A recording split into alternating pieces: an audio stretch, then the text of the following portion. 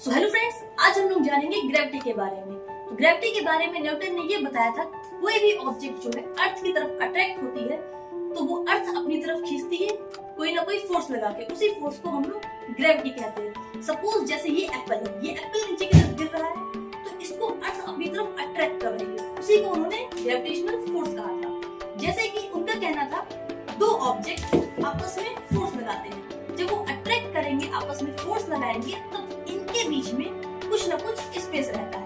अब जब वो स्पेस रहता है उसको एक्सप्लेन करने के लिए आइंस्टाइन ने एक जनरल थ्योरी ऑफ रिलेटिविटी दिया। अब आइंस्टाइन के हिसाब से ग्रेविटी एक फोर्स नहीं है, उनके हिसाब से ग्रेविटी एक इल्यूजन है। जैसे कि जो इनके बीच में स्पेस टाइम रहेगा उसका हम लोग क्या करेंगे। आइंस्टाइन का कहना था कि जितना ज्यादा मास होगा उतना ही ज्यादा वो स्पेस को कर्व करेगा। जितना ज्यादा मास होगा, ज्यादा मास वाले ऑब्जेक्ट स्पेस टाइम को कर्व कर देंगे और उसी स्पेस टाइम कर्व पे चीजें उसी मोड पे चलती रहती है। इस थ्योरी को आइंस्टाइन ने 1915 में दिया था। इसी पे बेसिस पे जीपीएस सैटेलाइट वर्क करता है। चलिए इस प्रैक्टिकल को हम लोग करके देखते हैं।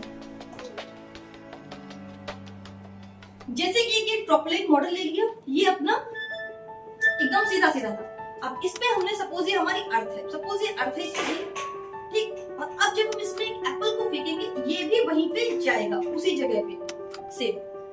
तो ये थ्योरी थी जनरल थ्योरी ऑफ रिलेटिविटी। अब आप बताइए ग्रेविटी फोर्स है या स्पेस टाइम कर्वेचर?